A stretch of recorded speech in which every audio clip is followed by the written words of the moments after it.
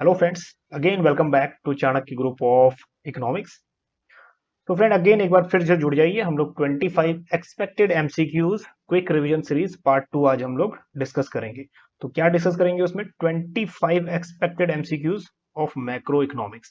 तो ये 25 एमसीक्यूज चुन चुन के लेके आए हैं जो काफी इंपॉर्टेंट है, विद एक्सप्लेनेशन हम लोग डिस्कस करेंगे। ठीक है, तो अगर आप लोग कहीं ट्रैवल में हैं या फिर अगर आप कहीं पे सेटिंग नहीं प्रॉपर है, प्रॉपर कर लीजिए क्योंकि आपको जरूरत पड़ेगी एक पेन की और एक पेपर की। ठीक है, तो इंपॉर्टेंट क्वेश्चंस आई होप कि सब आपको आते हों, लेकिन जितने भी क्वेश्चंस रिलेटेड हैं वो भी हम लोग यहाँ पे डिस्कस करेंगे कॉन्सेप्ट के साथ साथ।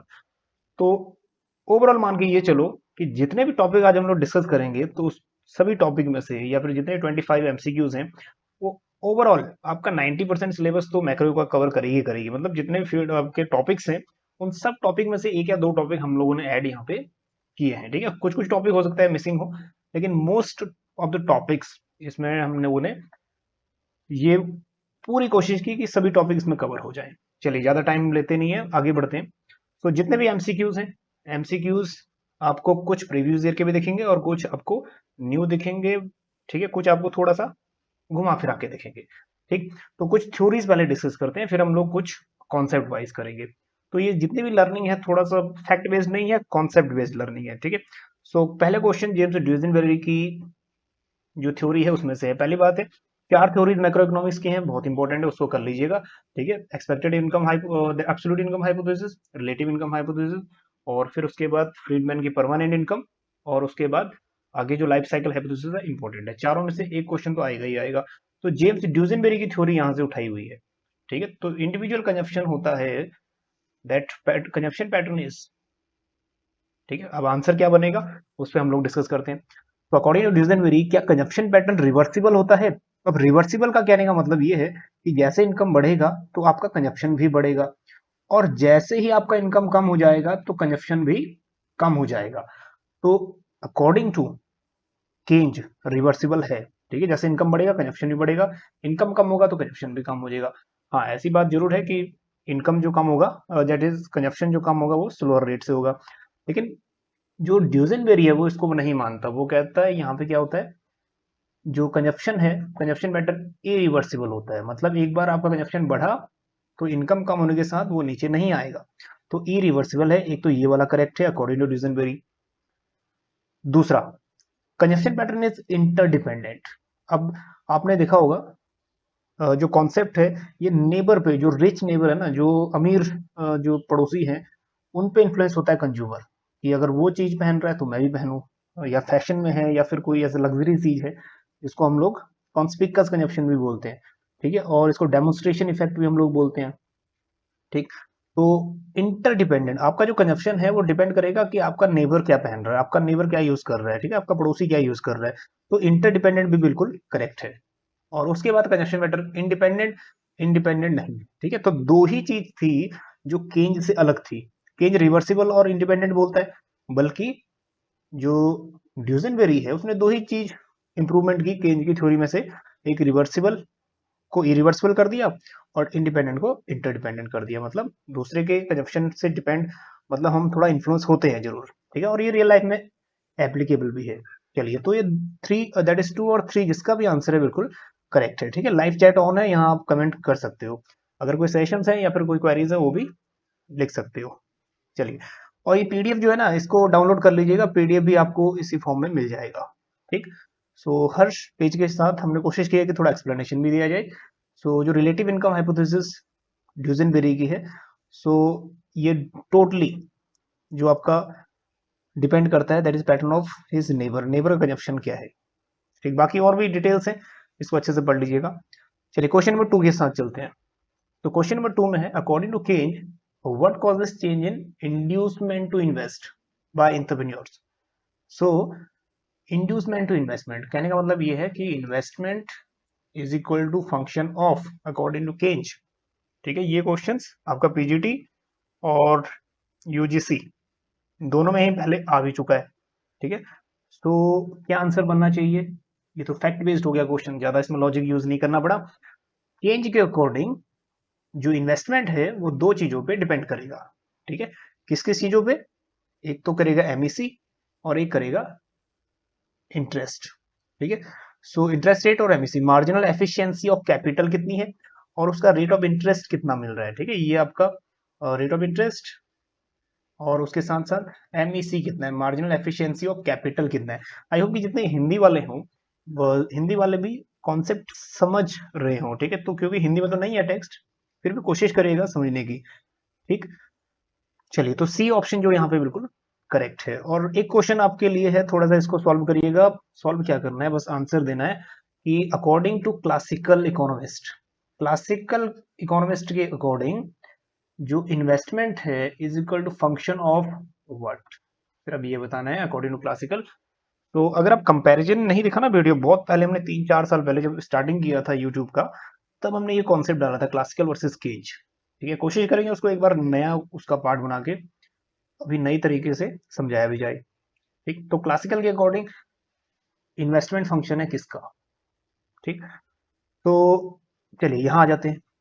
तो इसमें जो कंपैरिजन मिलेगा क्लासिकल वर्सेस केज, तो यहाँ पे क्लासिकल जो बोलते हैं वो बोलते हैं गुड्स मार्केट में इक्विलिब्रियम वहां जहां पे saving is equal to investment. ठीक, तो सेविंग जो फंक्शन है वो आपका रेट ऑफ इंटरेस्ट का है और पॉजिटिव रिलेशन है, और उसके बाद इन्वेस्टमेंट जो है नेगेटिव रिलेशन है। ठीक है, रेट ऑफ इंटरेस्ट और investment negative relation, saving positive relation. और बल्कि केंज केंज जो यहाँ पे मानते हैं वो मानते हैं जो हमारा इन्वेस्टमेंट है that is saving is a function of income, जो सेविंग है वो इनकम का फंक्शन है, एंड इन्वेस्टमेंट जो फंक्शन है दो चीजों का, rate of interest and MEC. ठीक, चलिए, तो ये इंपॉर्टेंट है। और वहीं अगर हम बात करें क्लासिकल के अकॉर्डिंग जो इन्वेस्टमेंट है, ये आई होप कि आपने कमेंट कर दिया होगा कि किसका यहाँ पे डिटर्मिनेट है या फिर किस पे डिपेंड करता है। और एक फैक्टर ये भी कर लीजिएगा कि equality between saving and investment, saving और इन्वेस्टमेंट जो इक्वालिटी है वो कौन लेके आता है। क्लासिकल के मॉडल में ये रेट ऑफ इंटरेस्ट है जो इक्वलाइज या इक्विलिब्रियम में लेके आ रहा है, बल्कि सेविंग और इन्वेस्टमेंट इक्वलाइज कौन कर रहा है केंज में, इनकम कर रहा है। ठीक है, तो ये डिफरेंट डिफरेंट टर्म्स, इसको भी सिर्फ याद कर लीजिएगा। चलिए नेक्स्ट क्वेश्चन की तरफ बढ़ते हैं। Question number 3, physical policy is more effective when, physical policy is more effective when. अब ये कॉन्सेप्ट बेस्ड लर्निंग है, जब तक इसको आप लोग पेपर में नहीं सॉल्व करोगे तब तक इसके चांसेस आपके ठीक नहीं है क्वेश्चन ठीक आएगा ये।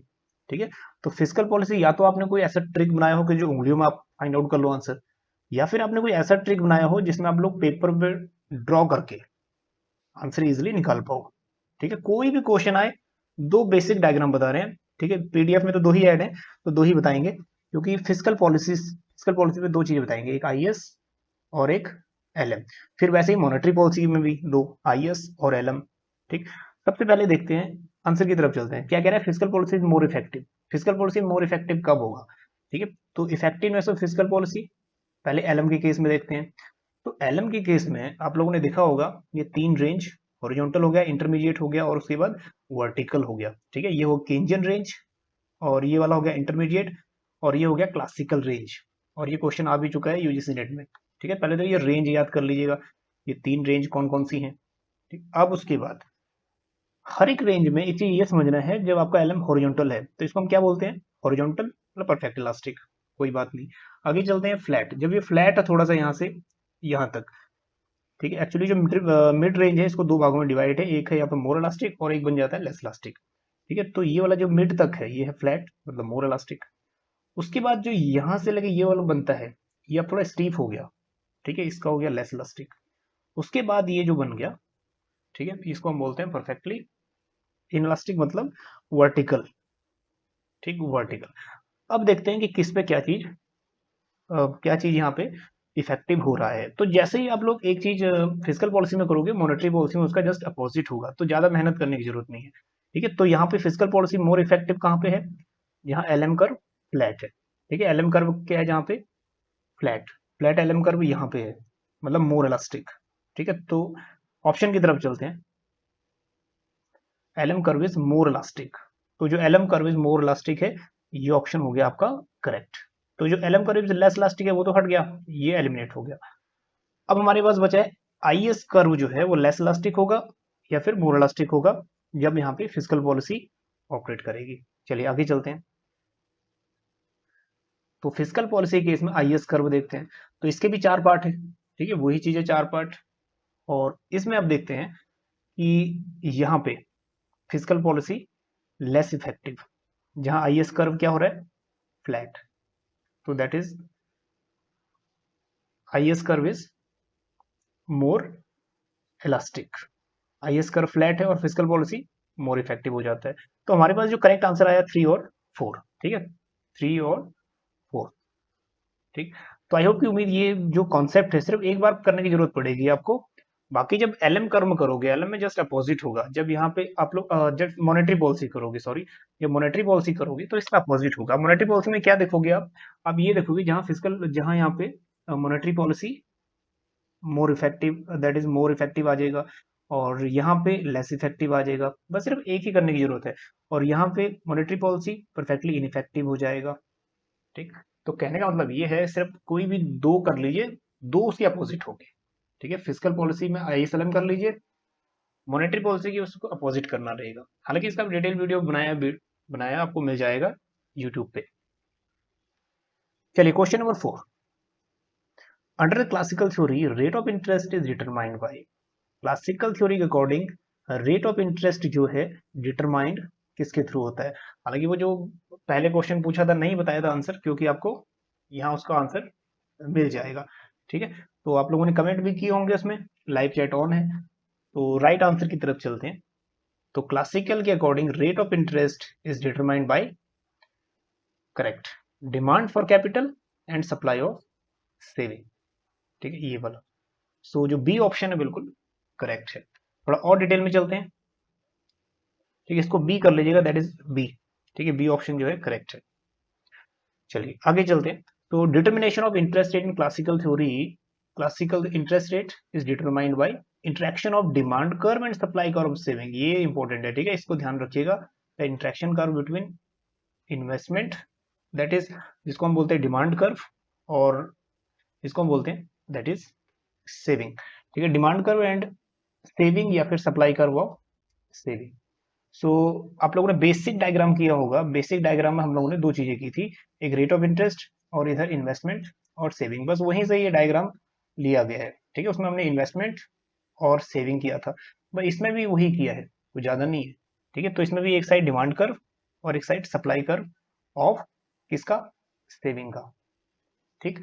सो जहां इंटरेक्शन होगा वहां पे क्या होगा, डिटरमाइंड होगा rate of interest according to classical, ठीक। और इस थ्योरी को हम लोग क्या बोलते हैं, रियल थ्योरी ऑफ इंटरेस्ट बोलते हैं, क्योंकि ये जो रियल फैक्टर्स हैं ना उन पे काम करती है। कभी भी क्लासिकल इकोनॉमिस्ट मॉनेटरी की बात नहीं करते और फाइनेंशियल की बात नहीं करते, रियल की बात करते हैं। और इन्वेस्टमेंट भी अगर है तो रियल की बात है, मतलब जो स्टॉक दिख रहा है, ठीक है, जो हमें विजिबल है, या फिर ऐसा इन्वेस्टमेंट जो जैसे बिल्डिंग है, प्लांट है वगैरह, ठीक है। और क्लासिकल की एक सबसे बड़ी अजम्पशन है कि सेल्फ रेगुलेटिंग या फिर सेल्फ लिक्विडेटिंग, मतलब अपने आप ही इकोनॉमी इक्विलिब्रियम में आ जाती है, ठीक है, क्योंकि लॉन्ग रन में ऑपरेट होती है और लॉन्ग रन में इकोनॉमी अपने आप ही सस्टेन हो जाती है, मतलब इक्विलिब्रियम में आ जाती है, ठीक। सो बल्कि केंज के अकॉर्डिंग ऐसा नहीं है। केंज के according rate of interest determined where demand for money and supply of money equal to each other, ये भी याद कर लीजिएगा। केंज के अकॉर्डिंग जहां demand for money and supply of money एक दूसरे के बराबर हो रहे हैं, वहां बन रहा है इक्विलिब्रियम, ठीक है, केंज के अकॉर्डिंग। अब ये मॉनेटरी फिनोमिना में काम करता है केंज, और जो क्लासिकल की थ्योरी है वो रियल फिनोमिना में काम करती है। तो इस टाइप का क्वेश्चन भी बन जाता है।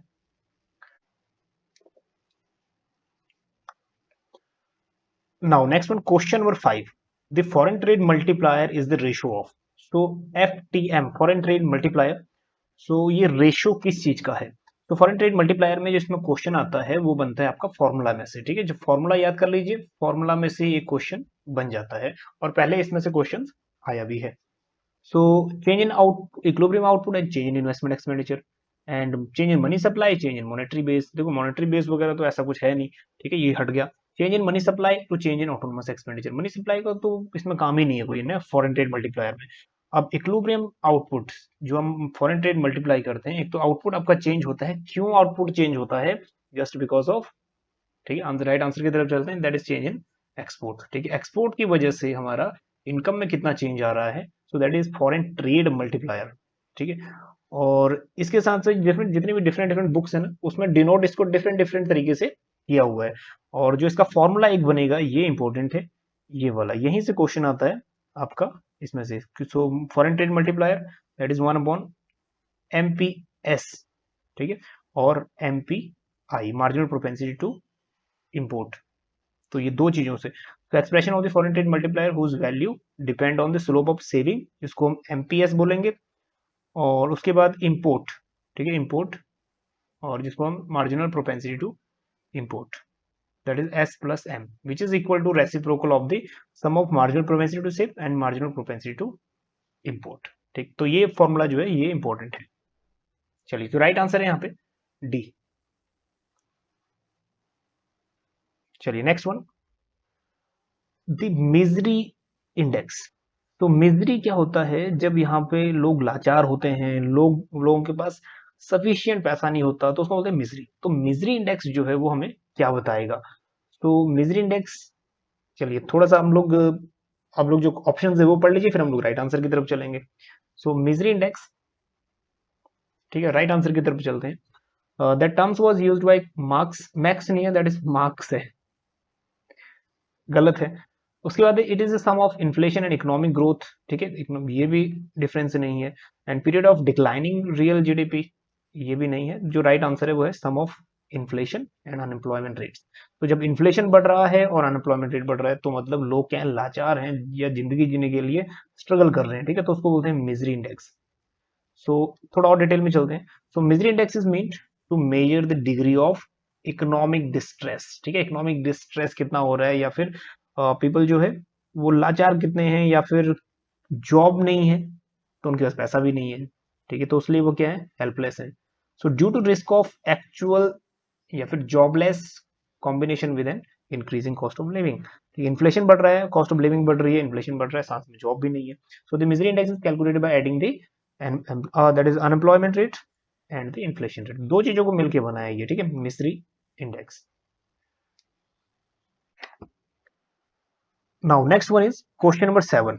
If nominal GDP is 800 and price index is 200, price index को ही हम लोग क्या बोलते हैं, जीडीपी डिफ्लेटर, ठीक है। जीडीपी डिफ्लेटर का एक बार क्या फॉर्मूला होता है थोड़ा सा कमेंट करेंगे। एक्चुअली पहले ये सॉल्व कर लेते हैं, फिर जो जीडीपी डिफ्लेटर का फॉर्मूला है वो बता देना। तो यहाँ पे प्राइस इंडेक्स मतलब जीडीपी डिफ्लेटर है वो 200 है, कैलकुलेट करना है रियल जीडीपी। तो रियल जीडीपी का अगर आपको फॉर्मूला आता है, सो एग्जाम्पल बहुत इजी है, अभी तक आंसर आपका शायद निकल भी गया होगा, ठीक है। तो रियल जीडीपी कैसे कैलकुलेट करते हैं हम लोग, करेक्ट, तो आंसर निकल भी हो गया। तो सबसे पहले हमारे पास क्या होना चाहिए, नॉमिनल जीडीपी होनी चाहिए, मतलब जीडीपी एट करंट प्राइस, और अपॉन कर देना है प्राइस इंडेक्स, मल्टीप्लाई कर देना है 100 से, ठीक है, तो निकल गया होगा। नॉमिनल ऑलरेडी दी हुई है 800 और प्राइस इंडेक्स कितना 200 मल्टीप्लाई बाय 100, ठीक। सो 400 आंसर बिल्कुल करेक्ट है। चलिए, तो फॉर्मूला ऑफ जीडीपी डिफ्लेटर, ये क्वेश्चन क्योंकि आ चुका है, ठीक है, GDP deflator. So it is ratio between nominal GDP upon real GDP, ठीक, मल्टीप्लाई बाय 100। चलिए आगे चलते हैं। Question number 8, the negative relationship between the gap between the actual GDP, इसको समझिएगा, gap between actual GDP and trend of the value and the difference between actual unemployment rate and the equilibrium value is called. दो चीजों में यहाँ पे relation बता रहा है, gap between actual GDP and actual unemployment rate. तो जब ये दो चीजें बनती हैं तो हमारे पास क्या चीज डिराइव आउट होती है, ठीक है, एक्चुअल जीडीपी मतलब जीडीपी और अनएम्प्लॉयमेंट रेट जो रिलेशनशिप है वो कौन सा हमें कर्व या फिर लॉ या फिर कौन सा कॉन्सेप्ट देती है, ठीक है। राइट आंसर की तरफ चलते हैं, उसको हम क्या बोलते हैं, ओकुन्स लॉ, जहां पर रिलेशनशिप है, रिलेशनशिप बिटवीन एक्चुअल अनएम्प्लॉयमेंट और जीडीपी, जो जीडीपी ग्रोथ, और कैसा रिलेशन है, नेगेटिव है, एक बढ़ेगा तो दूसरा कम होगा, ठीक है, अनएम्प्लॉयमेंट बढ़ेगा तो जीडीपी कम होगी, अगर जीडीपी बढ़ेगी तो अनएम्प्लॉयमेंट कम होगा, ठीक है, इनवर्स रिलेशन है। सो ओकुन्स लॉ, एक बार डेट जो है ये टाइम आउट, ये फाइंड आउट या फिर नोट डाउन कर लीजिएगा, 1962, कई बार क्रोनोलॉजिकल ऑर्डर में आ सकता है, ठीक। उसके बाद नेक्स्ट है, अगर ये बोलता है कि 1% इंक्रीज होगा अनएम्प्लॉयमेंट में, तो ये बात श्योर है कि जीडीपी कितने परसेंट से घटेगी, 2% से जीडीपी लोअर जाएगी, ठीक है, जितना पोटेंशियल था उससे। तो कैसा रिलेशन है, नेगेटिव। ठीक है, 1% अनएम्प्लॉयमेंट बढ़ रहा है, 2% जीडीपी कम हो रही है। चलिए आगे चलते हैं। Question number 9, in the context of investment which of the following statement is are correct. ठीक है, ये भी प्रीवियस ईयर क्वेश्चन है, ये वाला प्रीवियस ईयर क्वेश्चन है। अगर आपने ये क्वेश्चन देखा भी है तो आंसर बहुत जल्दी फाइंड आउट हो जाएगा। So according to accelerator model, अब कॉन्सेप्ट ऑफ एक्सेलरेटर और कॉन्सेप्ट इन्वेस्टमेंट मल्टीप्लायर दोनों ही सुपर श्योर हैं। ठीक है, एक्सेलरेटर इंड्यूस इन्वेस्टमेंट और multiplier investment multiplier autonomous investment. तो दोनों का रिलेशन अलग अलग इन्वेस्टमेंट से है और दोनों के बीच का डिफरेंस भी कर लेना बहुत इंपॉर्टेंट है। चलिए, according to the accelerator model investment demand is proportional to change in income. तो इन्वेस्टमेंट जो है वो प्रोपोर्शनल है चेंज इन इनकम। सही स्टेटमेंट है या गलत है? ठीक है, अगर गलत होगा तो दो ऑप्शन फटाफट कट जाएंगे, सही होगा तो दो ऑप्शन बन जाएंगे। ठीक है, तो ये जो ऑप्शन है एक्सेलरेटर मॉडल, इन्वेस्टमेंट जो डिमांड होता है प्रोपोर्शनली होता है इनकम के। ठीक है, तो जो इसका एक फॉर्मूला है वो दो तरीके से होता है, change in I upon change in C, और इसका फॉर्मूला कई बुक में आपको मिलेगा, change in Y upon change in K. मतलब कैपिटल स्टॉक में चेंज होने से आपकी इनकम में कितना चेंज आ रहा है, कई जगह ये मिलेगा और कई जगह मिलेगा चेंज इन सी और चेंज इन आई। ठीक है, ये तो डिफरेंट बुक्स में अपने अपने अकॉर्डिंग इसको किया, और बल्कि इन्वेस्टमेंट डिमांड जो है वो प्रोपोर्शनल है चेंज इन इनकम के। चलिए, तो राइट आंसर जो है हमारा ए, ए बिल्कुल ठीक है, तो मतलब ये दो ठीक होने के चांसेस हैं। उसके बाद है the higher the real interest, higher the interest rate, the higher is the rental cost of capital. जितना रेट ऑफ इंटरेस्ट बढ़ेगा तो जो कॉस्ट है कैपिटल का, रेंटल कॉस्ट, वो बढ़ेगा। जाहिर सी बात है, जब इंटरेस्ट रेट बढ़ेगा तो जो कैपिटल का, पूंजी का जो रेंटल कॉस्ट है, ठीक है, उसका किराया है, वो भी तो बढ़ेगा। ठीक, तो वो भी बी भी करेक्ट आंसर है। तो ए और बी हमारे पास ऑप्शन बन गया यहाँ पे। फिर उसके बाद ऑप्शन पढ़ लेते हैं। Investment is a stock concept. Investment क्या है, एक पर्टिकुलर पॉइंट ऑफ टाइम से नहीं बल्कि over the period of time में चलता है, जैसे इनकम और उसके बाद इन्वेस्टमेंट, ये सब over the period of time. ठीक, तो ये क्या हो गया, फ्लो कॉन्सेप्ट, ये गलत है। The real rate of interest is equal to nominal rate of interest plus inflation rate. तो रियल रेट ऑफ इंटरेस्ट जो है वो आपका नॉमिनल माइनस, प्लस की जगह माइनस हो जाना था बस, बाकी सेम रहता। ठीक है, तो ये भी गलत है।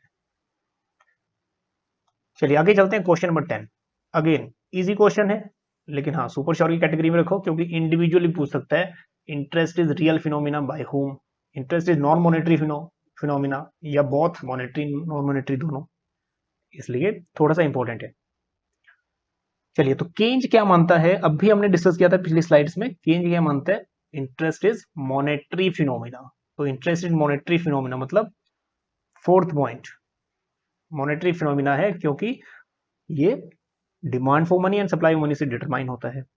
फिर उसका इरविन फिशर, अब इरविन फिशर जो है वो कहते हैं जो इंटरेस्ट है वो क्या है, एक नॉन मॉनेटरी फिनोमिना है। ठीक है, नॉन मॉनेटरी फिनोमिना।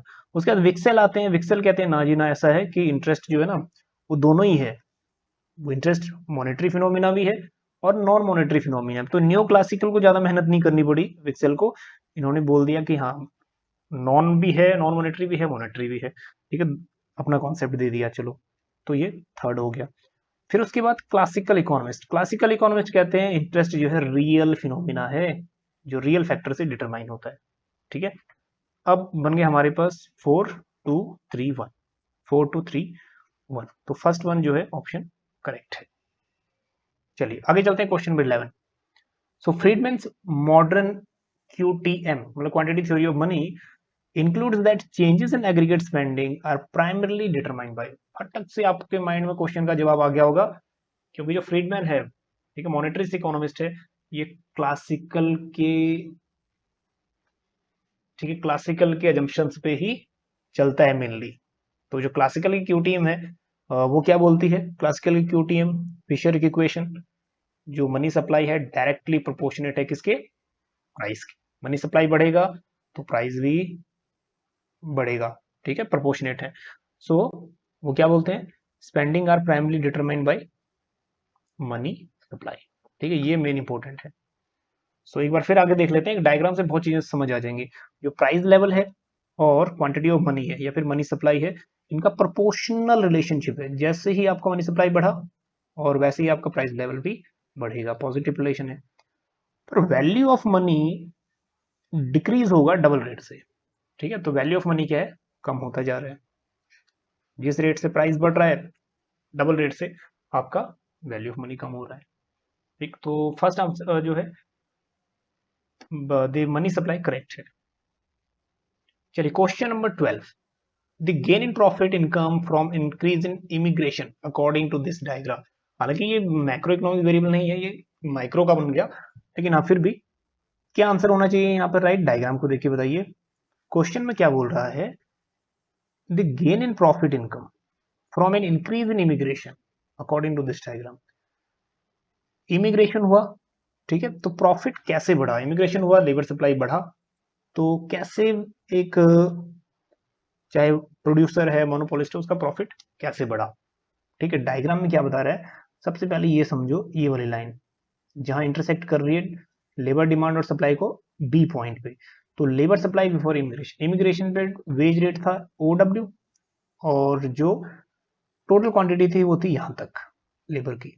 अब हुआ क्या कि वेजेस जैसे ही यहाँ पे लेबर सप्लाई इमिग्रेशन इमिग्रेशन हुआ, ठीक है, एक जगह से दूसरी जगह लेबर गए, तो लेबर सप्लाई यहाँ पे बढ़ गया, शिफ्ट हो गया कहाँ पे, राइटवर्ड। तो जब ये नया शिफ्ट हुआ, नई जगह पॉइंट इसने बनाया D, ठीक है। अब वेज रेट कितने हो गए, कम या ज्यादा, वेज रेट हो गए कम, यहाँ इस पॉइंट पे इंटरसेक्ट यहाँ हुआ, और लेबर सप्लाई बढ़ा लेकिन वेज हो गए कम।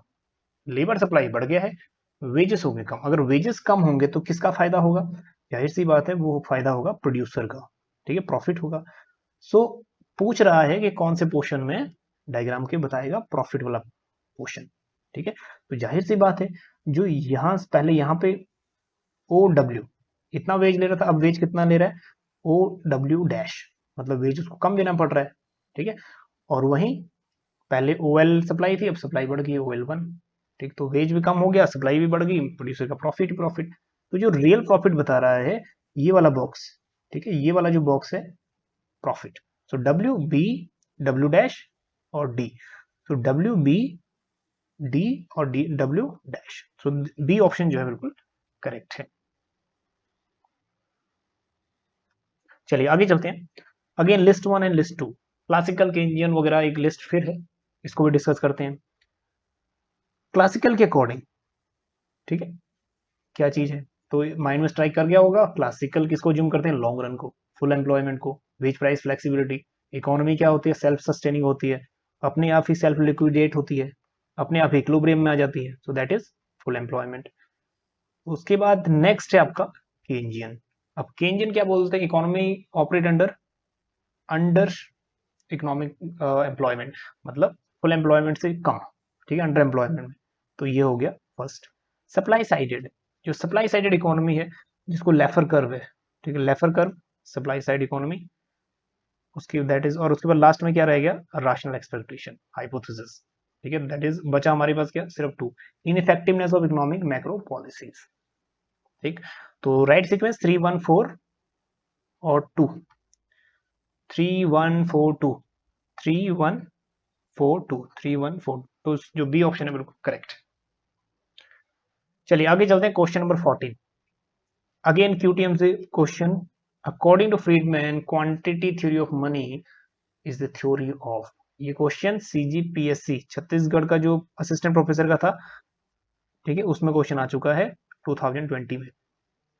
सो फ्रीडमैन के अकॉर्डिंग थ्योरी किसकी है, वैल्यू ऑफ मनी है, प्राइस डिटर्मिनेशन है, नॉमिनल इनकम है, या फिर डिमांड फॉर मनी, ठीक है। राइट आंसर की तरफ चलते हैं, ज्यादा टाइम इन्वेस्ट करते। तो डिमांड फॉर मनी की थ्योरी है, कैसे डिमांड फॉर मनी है आइए डिस्कस करते हैं, ठीक है। So Friedman present the quantity theory as theory of demand for money, and demand for money is assume to depend on assets. अब ये देखो, ये क्वेश्चन बन सकता है कि फ्रीडमैन के अकॉर्डिंग या फिर मॉनेटरिस्ट इकोनॉमिस्ट के अकॉर्डिंग जो डिमांड फॉर मनी है वो अज्यूम्ड किया है इन्होंने, डिपेंड किस पे है, असेट प्राइस पे डिपेंड करती है, कि असेट पर प्राइस क्या है, और relative return and wealth, relative मतलब कितना रिटर्न उसमें से मिल रहा है, वेल्थ और इनकम, ठीक है।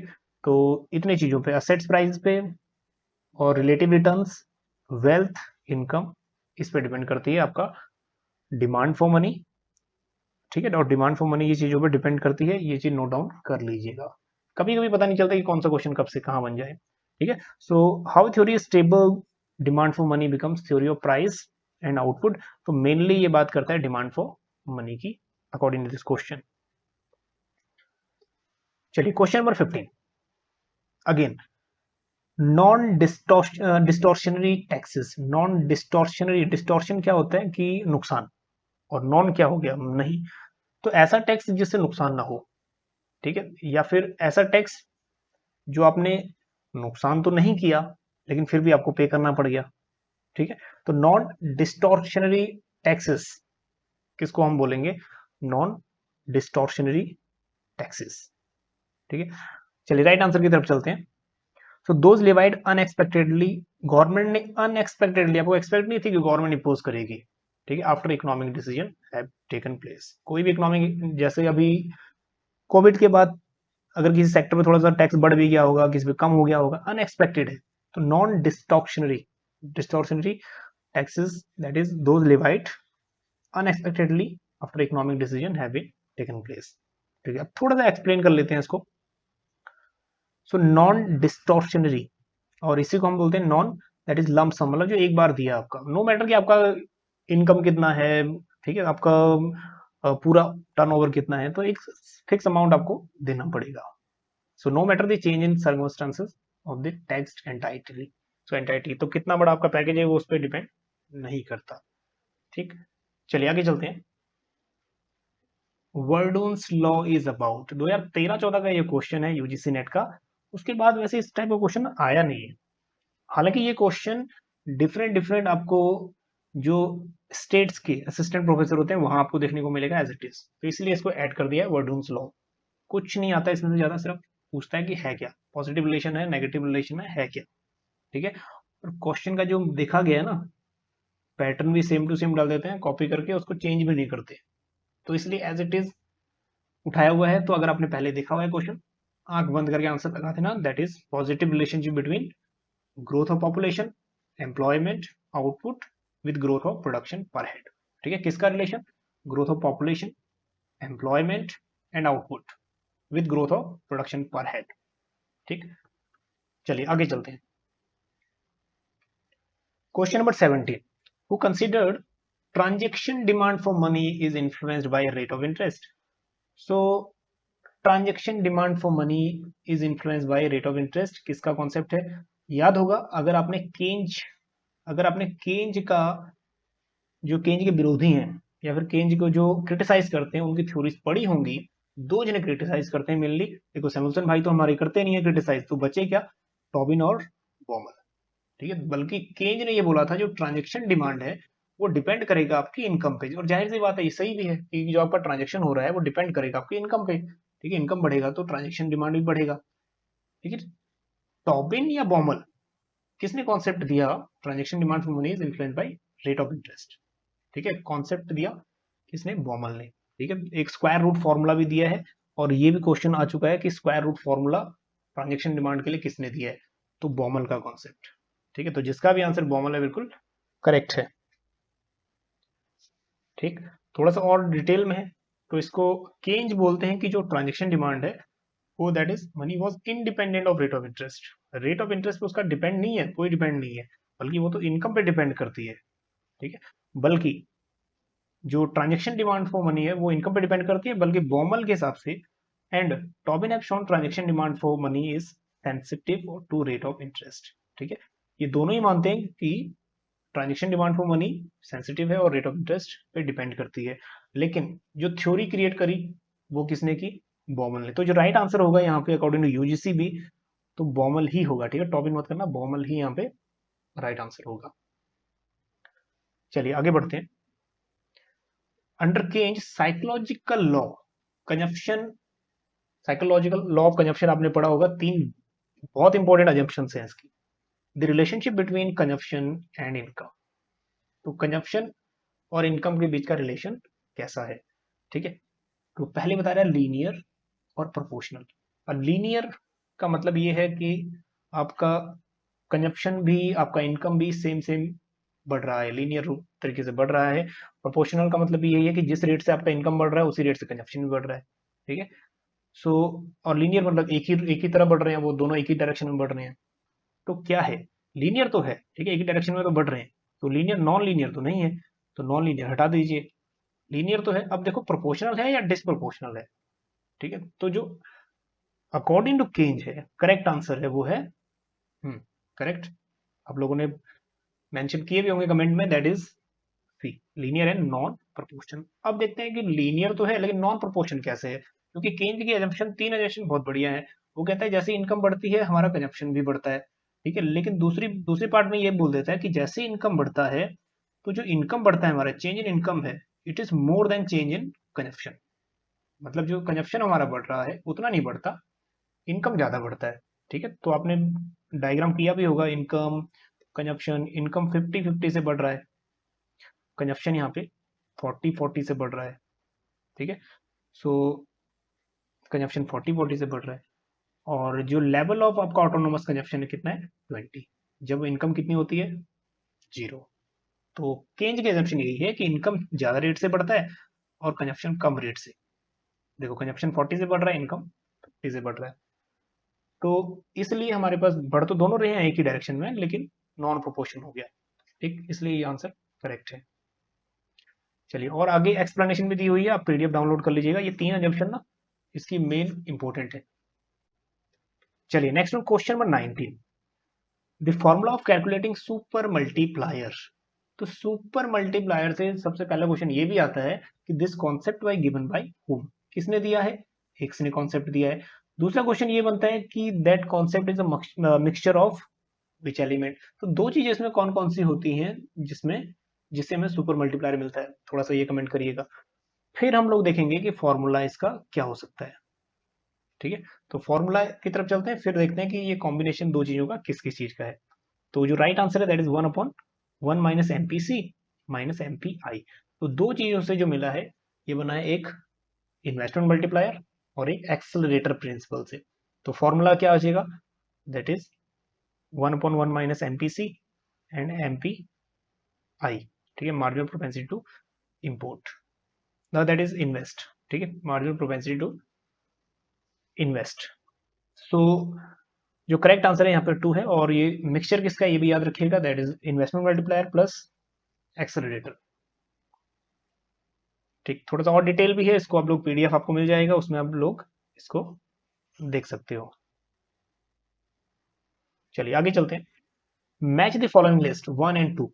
अब ये जो इक्वेशंस हैं, आपको क्वेश्चंस ये प्रीवियस ईयर से ही है, एक साथ भी आ सकता है, अगर एक साथ नहीं आएगा तो कुछ चांसेस ऐसे बनते हैं कि पूछ ले इसमें से फिशर की इक्वेशन कौन सी है, या फिर ये पूछ सकता है कि इसमें से केंज की इक्वेशन कौन सी है, या फिर ये इक्वेशन किस प्रोफेसर की है, ठीक है, ये पूछ सकता है। तो सबसे पहले इनकी सिंपल सा लॉजिक ये है, इनके ना डिटर्मिनेंट्स देख लीजिएगा कि इन्होंने क्या वेरिएबल यूज किए हैं। जैसे मार्शल ने यूज किया इनकम, ठीक है, फिशर आपको पता ही है ये एक्सचेंज थ्योरी है, ठीक है, ये मनी सप्लाई पे ज्यादा फोकस करता है, मनी सप्लाई पे। और उसके बाद रॉबर्टसन, रॉबर्टसन क्या लेता है, जितना भी ट्रांजेक्शन होता है ना इकोनॉमी में उसको वेरिएबल यूज करता है। और केंज जो मनी सप्लाई है यो या फिर जो सर्कुलेशन है मनी मनी का वो लेता है, ठीक है, मनी का सर्कुलेशन उसको डिनोट करता है एन से। चलिए अब देखते हैं कि आंसर क्या बनेगा। तो एल्फ्रेड मार्शल का जो है इनकम जहां भी दिख रहा है उसको टिक कर दीजिए, ये है आपका एल्फ्रेड मार्शल्स का कॉन्सेप्ट, ठीक है, सेकंड। उसके बाद फिशर, फिशर का आपको पता ही है, दैट इज एक्सचेंज, ये वाली इक्वेशन, ठीक है। फिर इसको हो गया दैट इज फोर्थ। उसके बाद रॉबर्टसन का जो है ट्रांजेक्शन, जो टी जिसमें जिसमें ऐड है उसको यहाँ कर दीजिए, दैट इज फर्स्ट। और उसके बाद केंज, केंज क्या लेता है, जो money in circulation, that is third, ठीक है। तो यही याद रखिएगा, क्वेश्चन आपका बन जाएगा, ठीक है। सेकंड फोर्थ 1 3, सेकंड फोर्थ 1 3, ठीक है, ये बिल्कुल करेक्ट है। एक बात बिल्कुल ध्यान में रखिएगा, ये जितने भी एग्जाम्स हैं वो सिर्फ आपको कॉम्पिटेटिव एग्जाम जेआरएफ लेने के लिए हैं, ठीक है। तो इसका ये मतलब ये मत सोचेगा कि इतना डीप हम चले जाएं कि कॉन्सेप्ट बिल्कुल क्लियर करके चलें, ऐसा करो जो एग्जाम में आए। क्योंकि अगर आप असिस्टेंट प्रोफेसर बनते हो उसके बाद कॉलेज में पढ़ाने जाओगे तो जाहिर सी बात है पहले पढ़ोगे कॉन्सेप्ट को फिर पढ़ाने जाओगे, ठीक है। मतलब ऐसा बिल्कुल भी नहीं है कि अगर आपको कॉन्सेप्ट अब बिल्कुल डीप नहीं आता तो आप नहीं टीच कर सकते, ठीक है। तो यहाँ पे एग्जाम पहले क्वालिफाई करो, और जब कॉलेज में जाओगे पढ़ाने तो वहां तो आपको क्या करना है, एक एक टॉपिक करके पढ़ाना है, ठीक है। तो पहले teaching is a pre planned activity, so पहले हम लोग थोड़ा सा पढ़ते हैं उसके बारे में, ठीक है। तो जरूरी है कि आप जितना एग्जाम पॉइंट ऑफ व्यू से उतना ही पढ़ें। जो मैं बता रहा था आपको ट्रांजेक्शन वगैरह, आप कहीं सोचेंगे आप लोग कि यार ये डीप स्टडी नहीं हुई, जितना एग्जाम के पॉइंट ऑफ व्यू से काफी है उतना ही करिए, ठीक है। सो सेकंड यहाँ पे करेक्ट है। चलिए 21 क्वेश्चन। IS curve shows that when income increases. IS curve क्या शो करता है? जब इनकम इंक्रीज होगा, अब उसके बाद जो स्टेटमेंट है वो देखिएगा, interest rate must fall to restore equilibrium in goods market. अब देखो आईएस कर्व आपको गुड्स मार्केट का है, तो असेट मार्केट तो है नहीं, तो ये दो काट दीजिए, आंसर आपका दोनों से निकलेगा, गुड्स मार्केट में से। मनी मार्केट का भी कॉन्सेप्ट नहीं है और असेट मार्केट का भी नहीं है। तो क्वेश्चन देखिए क्या कह रहा है, interest rate must fall to restore equilibrium. Equilibrium में लाने के लिए क्या इंटरेस्ट रेट फॉल होगा, या फिर interest rate must be rise to restore equilibrium, या इक्विलिब्रियम लाने के लिए इंटरेस्ट रेट बढ़ेगा। कैसे सॉल्व होगा? जब आप डायग्राम देखोगे, ठीक है, तब पता लगेगा। तो आपको पता है जैसे ही अब इनकम बढ़ेगा, व्हेन इनकम इंक्रीजेस, तो आईएस कर्व कहाँ शिफ्ट होगा? आईएस कर्व फॉरवर्ड, ठीक है। तो फॉरवर्ड शिफ्ट होगा। चलिए आगे इसमें एक डायग्राम में देख लेते हैं, ठीक है। जैसे ही आपका इनकम बढ़ेगा तो ये फॉरवर्ड आईएस कर्व, ठीक है, फॉरवर्ड शिफ्ट होगा। और रेट ऑफ इंटरेस्ट वहां पे क्या है? बढ़ रहा है, ठीक है। रेट ऑफ इंटरेस्ट आर से R1 हो गया है। अब ये कह रहा है कि रिस्टोर करने के लिए क्या रेट ऑफ इंटरेस्ट बढ़ेगा या कम होगा? रिस्टोर इक्विलिब्रियम, इस इक्विलिब्रियम पे इसको आना है। तो क्या हम रेट ऑफ इंटरेस्ट बढ़ाएंगे या रेट ऑफ इंटरेस्ट कम करेंगे? ठीक है, तो जाहिर सी बात है क्या करेंगे? रेट ऑफ इंटरेस्ट को कम करेंगे ताकि ये रिस्टोर हो जाए, इक्विलिब्रियम रिस्टोर हो जाए, ठीक है। आई होप बात समझ आ गई होगी, ठीक है। तो आंसर यहाँ पे क्या बनेगा? Interest rate must fall to restore equilibrium in goods market, ठीक है। बहुत सीधा सा लॉजिक है, that is income rate of interest, ठीक। ये हो गया LM curve, that is IS curve, ये हो गया एलएम कर्व। और यहाँ पे जैसे ही इनकम बढ़ती है आपकी, तो यहाँ पे रेट ऑफ इंटरेस्ट भी बढ़ेगा। अब वो क्या कह रहा है? Rate of interest must fall to restore equilibrium, ठीक है। फॉल करना पड़ेगा अगेन इक्विलिब्रियम पे आने के लिए, ठीक। सो इक्विलिब्रियम रिस्टोर हो जाएगा। चलिए, तो ए है बिल्कुल करेक्ट है। और भी इसमें कॉन्सेप्ट है, गुड्स मार्केट, मनी मार्केट, ठीक है। डिटेल में करेंगे तो ज़्यादा टाइम लग जाएगा, तो इस कॉन्सेप्ट को अच्छे से कर लीजिएगा। स्लोप है, एलएम कर्व है, और हालांकि इनकी वीडियोस भी आपको मिल जाएंगे,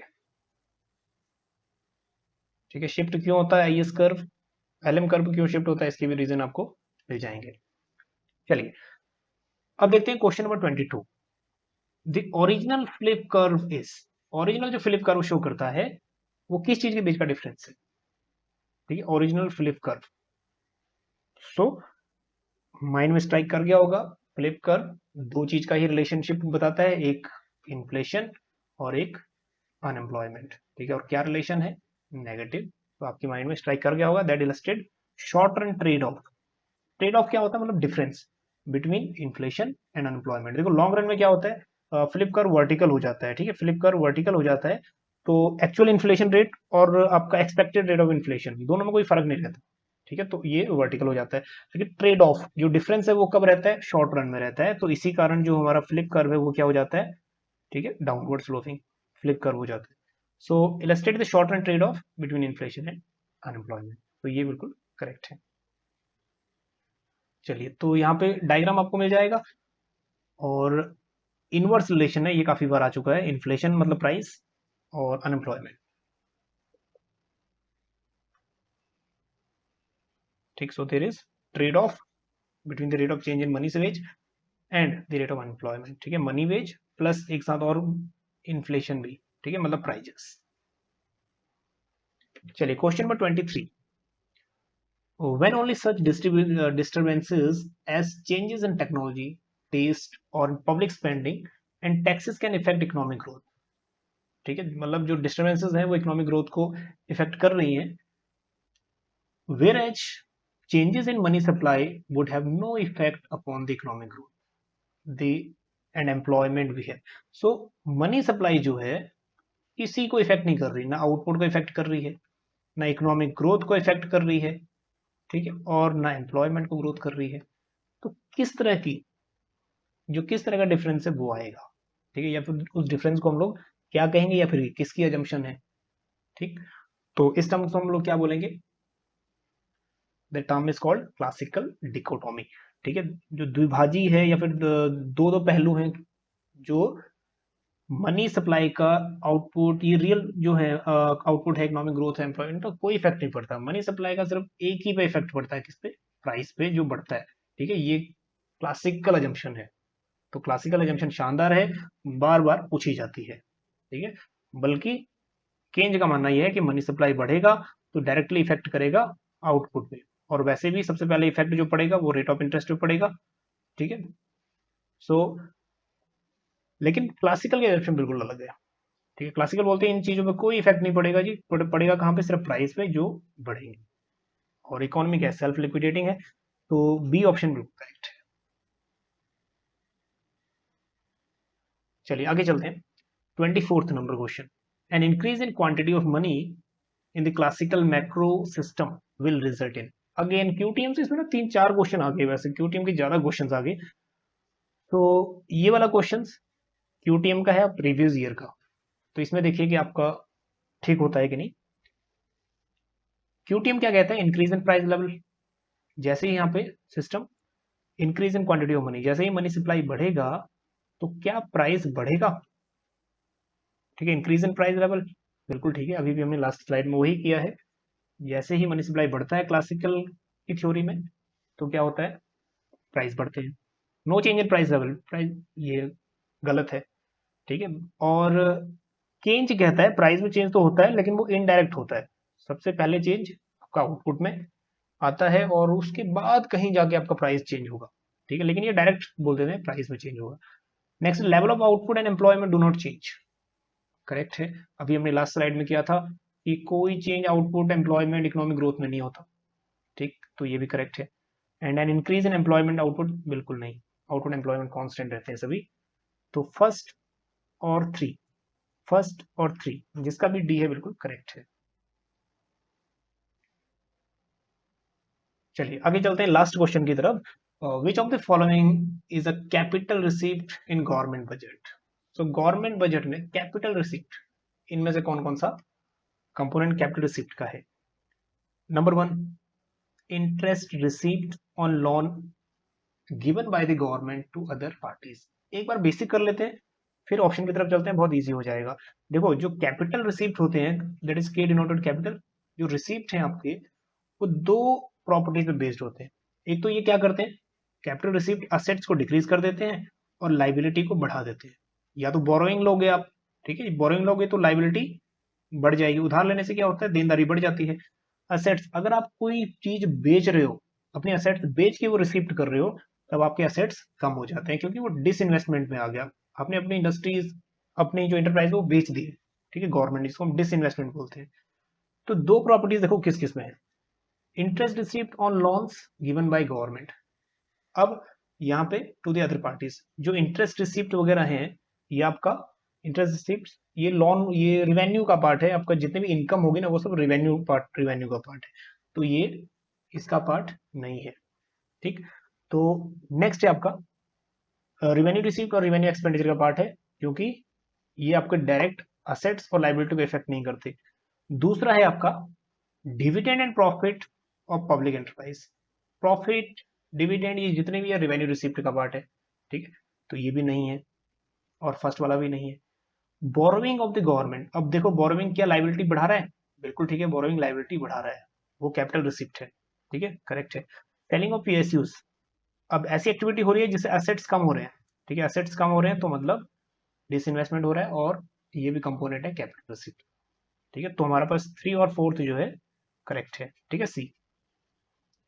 चलिए थोड़ा और डिटेल में है, जैसे इसकी करेक्टरिस्टिक्स, क्रिएट लाइबिलिटी क्रिएट करता है कैपिटल रिसिप्ट, और उसके बाद एसेट्स को रिड्यूस करता है, ठीक। तो मार्केट बोरोइंग और अदर टाइप की बोरोइंग, डिसइन्वेस्टमेंट, स्मॉल सेविंग्स, ये इंपॉर्टेंट है।